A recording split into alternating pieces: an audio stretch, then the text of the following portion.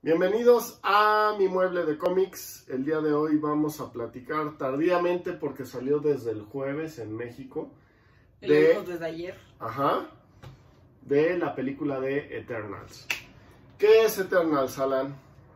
Eternals es la creación de Jack Kirby, el cual creó otros personajes como Thor. Ajá. El universo Marvel, lo que conocemos como universo Marvel, está creado principalmente por Stan Lee y Jack Kirby, y en tercer lugar por Steve Ditko, que creó a Doctor Strange y a Spider-Man, el personaje más famoso de Marvel. Pero todo lo demás, Captain America, Thor, los Avengers en general, los X-Men, los Cuatro Fantásticos, todo eso fue creado por Jack Kirby. De hecho, los Cuatro Fantásticos se parecen mucho a los Challengers of the Unknown, que es el segundo video consecutivo que hablamos de ellos. Y que justamente, por ahí venía todas estas demandas del Jack Kirby Estate de decir, oye, pues es que Stan Lee no hizo nada en Marvel para crear estos superhéroes. Quien los creó fue Jack Kirby, el otro gran creación es Hulk, y de ahí Silver Surfer, y de ahí Galactus y todo lo demás, ¿no? Entonces, ¿qué pasa con Jack Kirby dentro de Marvel? Que Stan Lee, evidentemente, todos ustedes lo saben, era una persona con un gran carisma. Y entonces por ahí hay una entrevista que le hacen a Stan Lee donde Jack Kirby simplemente desaparece. O sea, Marvel es Stan Lee.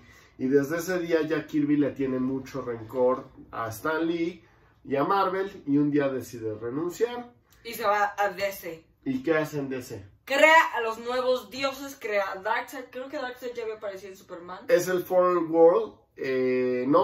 Darkseid también lo creó Jack Kirby. ¿Cuál es la idea del Foreign World? O sea, son los nuevos dioses. Son los nuevos dioses. Supone que hay dos mundos, uno que es de Darkseid, que son los malos, Apocalypse, y Nueva Genesis, que son los buenos. Ajá. Y en esta hay diferentes dioses, los nuevos dioses aparecen, como Orión, Darkseid, el viejo alegre. Entonces, en esencia, Granny Goodness. Goodness. En esencia lo que está haciendo Jack Kirby cuando decide separarse de Stan Lee es decir, voy a hacer la teología de DC, ¿no? Entonces crea a los nuevos dioses, crea a Darkseid, a Apocalypse y toda la idea de que pues hay dioses buenos y hay dioses malos. Por ahí está Orión, que es un hijo de New Genesis, que fue adoptado, no es cierto, al revés, es un hijo de Darkseid que es adoptado por New Genesis. ¿No es al revés? ¿Que es de Darkseid? Sí, por eso es un hijo de Darkseid, pero es bueno, Orión es bueno. En DC, Jack Kirby no encuentra el respeto que esperaba, porque Jack Kirby venía pues de ser Jack Kirby en Marvel, y de que Stan Lee por lo menos lo consideraba su artista más importante, y entonces renuncia a DC y se regresa a Marvel, pero todavía con esta idea de crear una teología, y precisamente lo que crea es a los Eternals. ¿Qué son los Eternals? Los Eternals son como los nuevos dioses, son unos personajes creados por los Celestials, ajá, que son como los creadores de la humanidad en un del universo, básicamente. Ajá, los Celestials surgen con el universo, aunque no son realmente los creadores del universo, hay deidades más importantes, pero son los que crean planetas, ¿no? Exacto. Y entonces los Celestials los Eternals son como un grupo de dioses que le dan misiones a los Celestials. Son semidioses. Los Celestials llegan y dicen, pues es que la humanidad tiene que ser protegida, y para proteger a la humanidad vamos a crear a los Eternals. Y tienen que protegerla de los desviantes, que son los malos. Los deviants básicamente son las creaciones de los Celestials que no les salieron como ellos esperaban. Por eso de entrada están deformes. No son como en la película son unas bestias totales. Como aquí lobos. Son una especie de, en el cómic de Jack Kirby son una especie de demonios, o así se ven, pero realmente son mutaciones.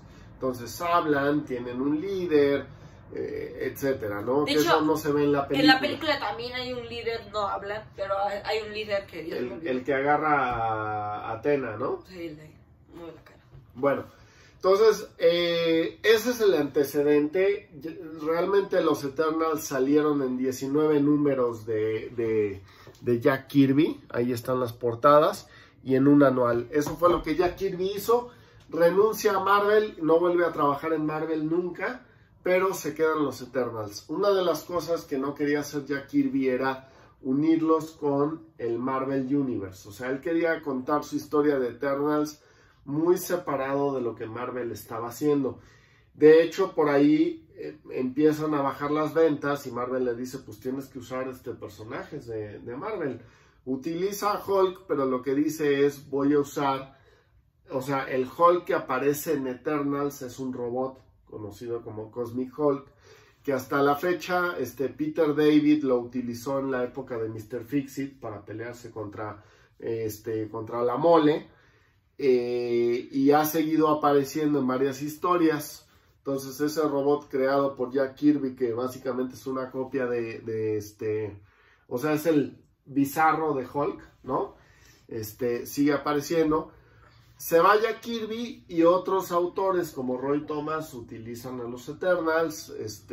Posteriormente hay diferentes historias. Hay un Eternal que parece Apache, que obviamente no creó Jack Kirby, lo creó alguien más. Y así, ¿no? Entonces, se hace un retcon, lo que platicábamos hace rato de Thanos. Thanos es un Eternal, ¿no? Sí, y su hermano, que también va a ser importante en las películas, que se llama... Star Fox. Star Fox. Ok. O Eros, para... Entonces, la raza de Eternals que originalmente Jack Kirby la quería para ciertos personajes, ya se ha extendido más en los cómics. Llegamos así a esta nueva fase de las películas de Marvel. Donde como que quisieron variarle, por ejemplo en Shang-Chi lo hicieron como una de la cultura, que por cierto le fue mal, que bueno, que a Shang-Chi le fue ella mal, pero bueno. Pues mira, yo te diría, a mí no me gusta que a las películas de cómics les vaya mal, porque eso significa menos películas de cómics, o lo que platicábamos. A mí me parece muy interesante que mientras DC sigue haciendo películas de Batman, cuando podía hacer películas como The Fourth World. Hay películas van a haber películas de Plastic Man y Static Shock. ¿Quién recuerda? No sé si sea lo mejor hacer una película de Plastic Man antes de una de New Gods, que es mucho más interesante el universo de New Gods que el de Plastic Man. Pero, o sea, por ejemplo, vemos Shazam, a Shazam le fue muy bien. O sea, DC también se puede diversificar. Lo que está haciendo Marvel hasta el día de hoy es decir, ya les enseñé a mis top de personajes, ahora vámonos. Si compré 10,000 personajes al haber comprado a Marvel, vamos a explotar a los 10,000. Hay personajes que ni tú ni yo amamos, como puede ser Moon Knight, como puede ser Shang-Chi, pero hay otros personajes que sí vale la pena introducir dentro de este gran universo. No hemos visto a Fantastic Four dentro del Marvel Universe. A los X-Men. No hemos visto, vimos un poco en las series de Netflix a Daredevil y a Punisher, pero los podrían explotar. Pero más allá de eso, Marvel está buscando dentro de ese gran catálogo de personajes que tiene, ¿qué más podemos usar? Y se topó precisamente con las creaciones de Jack Kirby. ¿Cuál es el problema de Shang-Chi y de Eternals que yo encuentro? Que si la experiencia nos habla, hasta el día de hoy lo mejor que puede hacer una compañía cinematográfica es adaptar a la perfección a un personaje, porque ya son fórmulas probadas. Y como son fórmulas probadas para el éxito, también son fórmulas probadas para el fracaso. Y francamente Eternals nunca le fue excelentemente bien. Es del grupo de personajes menos conocidos de Marvel en general. O sea, la gente como que ubica, así como ubican a los, ¿cómo se llaman los de Fantastic Four? Challengers of the Unknown. No, los otros, los que viven en la luna, los Inhumans. O sea, son personajes creados, y de hecho los Inhumans los creó Stan Lee y Jack Kirby, y tiene más sentido que hicieron una película de Inhumans, pero siguen siendo personajes muy, muy secundarios. Entonces, ¿qué pasa con este tipo de películas? Ahorita traen la inercia de todas las fases anteriores, fase 1 a 3 fue, ¿no? de la fase 1 a la 3, que tienes a Captain America, tienes a Iron Man, tienes a Spider-Man, o sea, tienes a los top 10 de personajes de Marvel, y la gente sigue acudiendo al cine. Pero ¿qué puede pasar con Shang-Chi y con Eternals? Que a nadie le importa. Exactamente, y que la gente empiece a decir lo que está diciendo con Eternals. Es una película muy aburrida. Sí, porque no todo puede ser Iron Man. O sea, yo platicaba, a mí me aburre mucho que todas las películas sean chistes, que todas las películas sean en este tono que funciona muy bien con Iron Man, pero no funciona. Pero el chiste es que lo que a la gente le gusta ver es como películas más de personajes más relajados. Más friendly. Que sabemos exacto. que van a ganar hasta el final, que no va a pasar nada. Que hay una gran batalla, porque aquí toda la película, digo, no sé si te pasó a ti, pero a mí, yo estuve esperando una gran batalla, y yo creo que el público en general esperaba una gran batalla, y la gran batalla no existe. Ves a Cersei moviendo así, como diciendo voy a controlar esto, o sea, pero no hay esa gran batalla, no hay villanos también, o sea, porque eso para mí es un problema de la trama, o sea, que los Deviants sean una especie de perros que te atacan, pues no eran los Deviants, ¿no? O sea, los malos podrían ser considerados los celestiales, pero pues ahí también le cambiaron, porque que yo sepa, los celestiales nunca fueron malos, siempre fueron los malos los desviantes. No, de hecho sí, los Celestials, de hecho el Arishem, el que mencionan, llega a la Tierra a juzgar a la Tierra y a decir, a ver, si en los 50 años siguientes encuentro que la humanidad no vale la pena, voy a destruir a la humanidad. O sea, eso sí pasa. Los Celestials son Celestials, o sea, son una fuerza en la naturaleza destinada a decir, este planeta sirve o no sirve, lo destruyo o no lo destruyo. Eso está bien adaptado en la película. Lo que me parece que perdimos un poco fue a los Deviants, o sea, no tenemos a este grupo de Némesis para los Eternals. Los Eternals terminan siendo sus propios Némesis, ¿no? Otra cosa que noté bastante es que mataron como a la mitad. Se muere el chino o el japonés. Gilgamesh, que de hecho Gilgamesh, o sea, algo que hay que entender que hizo Marvel en esta película es decir, a ver, o sea, si estos Eternals representan a la antigüedad, porque Jack Kirby hizo dos cosas, agarró a las religiones antiguas y modernas y los plasmó en personajes y dijo, todos estos personajes han influido en la historia de la humanidad. Entonces, tienes a Tina, que por ella se creó Atenas, ¿no? Tienes a Icaris, que además de la mitología griega, influye en el Antiguo Testamento. O sea, son personajes que van apareciendo en Egipto, tal. Entonces lo que hace Marvel es decir, ok, si eso es la idea de Kirby, lo que vamos a hacer es vamos a agarrar a un hindú, vamos a agarrar a un asiático, vamos a agarrar sí, irlandeses y tal, pero que se vea una rama. Cersei, por ejemplo, que originalmente también es la que influye en la Ilíada, en este caso también es asiática, ¿no? Entonces, Marvel está tratando de diversificar no solo a sus personajes, sino a sus razas. ¿Y qué más, Alan? Y a las, ¿cómo se dice? Las preferencias sexuales, preferencias ¿no? sexuales, ya que tenemos a un personaje gay, que de hecho crearon bastante, se quejaron mucho la gente de que por qué ponen un personaje gay. Lo que yo opino es que o sea, la gente antes no le importaba si el personaje era gay, o sea, ese personaje es como lo menos conocido, entonces que la gente se queje de que le afecte mucho, o sea, por ejemplo, si vuelven a Peter Parker gay, sí habría motivo, pero que un personaje desconocido se quejen cuando realmente no les importa. Ahora, lo hacen un poco sutil, porque lo que platicábamos, ¿no? O sea, nosotros pensábamos que había un personaje gay, resulta que es otro totalmente distinto, pero también se ve un poco forzado. Yo creo que en Netflix, cuando veamos la serie de Sandman, nos vamos a dar cuenta. Neil Gaiman empezó a introducir, y de hecho toda la gente que trabajó en Vértigo en esa época, Alan Moore, Neil Gaiman, todos ellos, introducen personajes con diferentes tendencias sexuales, el propio Grant Morrison, pero lo hacen de manera mucho más evidente, pero a la vez sigue siendo sutil. O sea, ¿qué hace Gaiman? Por ejemplo, pues dice en la antigüedad había estos amantes que no importaba si eran hombres, niños, mujeres, perros, lo que fuera. Entonces a los Endless les da ese tipo de amantes desde el inicio, ¿no? Entonces, por ejemplo, creo que Deseo es no binaria. Deseo es un personaje que no es ni hombre ni mujer. No binaria. Entonces, sí, o sea, en esa deidad no es ni hombre ni mujer, no binaria.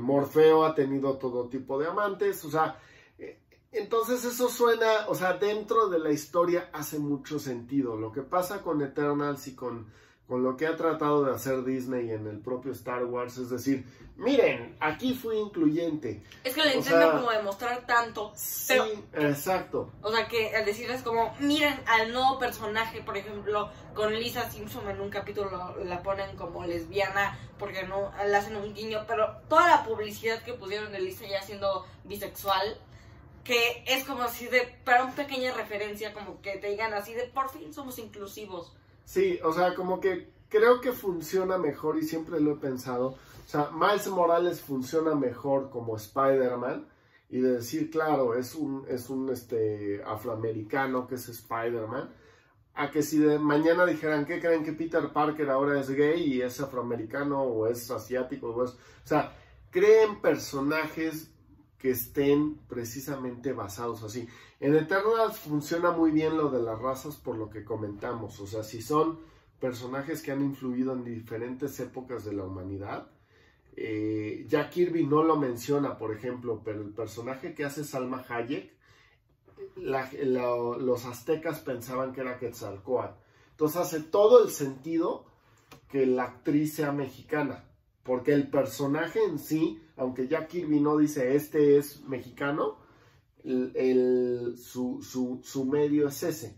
Entonces eso funciona muy bien en la película. O sea, yo cuando escuché el tipo de razas que venían y todo, como que dije, a la hora de ver la película dije, claro, hace todo el sentido, porque son personajes que influyen en guerras en China, en guerras en México, en Egipto, etcétera, ¿no? Incluso los créditos me gustaron mucho por eso, porque empiezan a tomar obras de la humanidad, ¿no? Se ve un jarrón egipcio y una estatua griega, y les ves estas rayas que son con lo que se identifican los Eternals, y dices, claro, o sea, eso funcionaría y se ha platicado siempre, que los antiguos retrataban a los aliens y retrataban a no sé qué. O sea, eso es lo que Jack Kirby quería, viene dentro de la mitología. Lo que no funciona tanto es decir, a ver, este personaje va a ser gay, y lo único que hacen es decir, ah, sí, esa es mi pareja. No aporta nada a la trama. Algo que también noté es que esta película como que no pone tantas cosas, o sea, no es tan, como le dicen, él no tiene tanta carnita, porque creo que lo pusieron todo para hacer que en el futuro, o sea, todo es como, vamos a ver en el futuro cómo se pelean contra los celestiales, vamos a ver en el futuro cómo aparece Eternals es la nueva Iron Man 2. Iron Man 2 era un comercialote de lo que venía. Y en Eternals no vemos ni al Caballero Negro. Nos dicen como, él tiene un linaje, una familia. No de vemos a caballeros. Blade, no vemos una pelea, vemos que se van al espacio, no vemos al multiverso. Es una película que junta muchas cosas, pero todo hacia futuro. Yo me preguntaba si no hubiera funcionado mejor como serie. O sea, porque Loki tiene mucho más sustancia que lo que tiene Eternals. Porque además no se sintió como una película de Marvel, o sea, no lo ponen tan... hay referencias acerca de el Capitán América, de lo nuevo que va a pasar, pero nunca como que realmente sientes que es una película de Marvel, que tiene peso en Marvel, porque Loki, por ejemplo, sabemos que él abrió el multiverso, pero aquí dices como, órale, o sea... Ahora, sí creo que necesitábamos una película que tuviera una sensibilidad distinta. La directora tiene una sensibilidad distinta. Es un poco lo que pasó con el Hulk de Ang Lee, ¿no? O sea, no es la película tradicional de Marvel, lo cual a mí me gusta. O sea, te digo, ese sentido de que todo fuera cómico me cansaba mucho. Entonces, eso me pareció refrescante, pero a la vez a Eternals no le dieron muchas cosas. Por lo menos que hubiera aparecido el Caballero Negro, hubiera sido, para mí hubiera sido la cereza Aunque en el ahorita pastel. que lo noto, ¿sabes? Otra razón porque no es como ese estilo. Porque ves que en el cómic de Jack Kirby no relacionan tanto a Marvel. Claro, o sea, por eso empecé platicando de esta parte. O sea, lo que hace la película es precisamente seguir esa idea de somos más independientes a lo que es Marvel. Pero aquí lo que quieres hacer es un universo integrado. Y a la gente que va al cine la tienes que convencer de alguna u otra forma de que Eternals funciona dentro de este universo.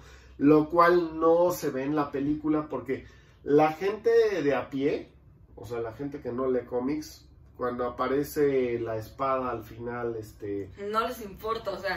no entienden cuál es la referencia, qué está pasando. Se tienen que meter a internet y el 80% de la gente que va al cine, que no es fan de los cómics, no lo va a hacer. O sea, todos los que sabíamos de qué se trata esa escena y quién es ese personaje, dices, ok, el resto de la población va a decir, no entendí nada. Estábamos, mi hermana y yo cuando la vimos estábamos mucho más emocionados por la escena post créditos donde aparece de Harry Styles. Y creo que mucha gente va a estar mucho más emocionada por eso que por ver a los Eternals. De todos modos, como lo platicaron ustedes, porque tú lo platicaste con tu hermana, pero a mí me sonó, o sea, yo cuando vi la escena dije, sí, se parece mucho a Shazam. O sea, y eso también a la gente que no sabe quién es el personaje los va a sacar de la historia. Los que ya sabemos quién es, dijimos, wow.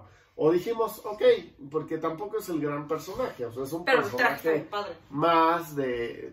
Pero sí pareciera, o sea, sí se parece a Shazam. Pues, ¿qué calificación le das? Porque ya nos alargamos. 8. Solamente por el mayordomo. El mayordomo es el puro amor, el futuro de México, la esperanza de México. Yo le doy un 7.5. La verdad es que la película me habían dicho que estaba muy mala. Yo esperaba que estuviera peor. Tiene cosas muy buenas. Tiene toda esta imagen de Kirby. Una de las cosas que también te platicaba que no me gustaban era como los efectos, ¿no? Porque son los mismos efectos que los anillos que vimos en Shang-Chi, o sea, aunque eso se podría cosas doradas. Se podría especular que tal vez los anillos son de los Eternos, porque hasta el final de la escena post créditos nunca se sabe quién realmente. Puede ser. Lo que también pensamos que viene es Infinity Watch, ¿no? Que es la continuación de Infinity War. O bueno, es el grupo que salió después de... Porque además ya tenemos a Gamora del otro universo. Adam Warlock, tenemos que ya apareció. Al enano ese que... Pip the Troll. Tenemos a Star Fox. Ajá. Y ya no. Y a Drax. Y a Drax, que Drax yo especulo que se va a morir la siguiente película. Pero bueno, tú le das un 8, yo le doy un 7.5. Déjenos en sus comentarios cuánto le dan ustedes. Le daría un 9, pero se me hizo muy lenta, entonces también. Y gracias por vernos.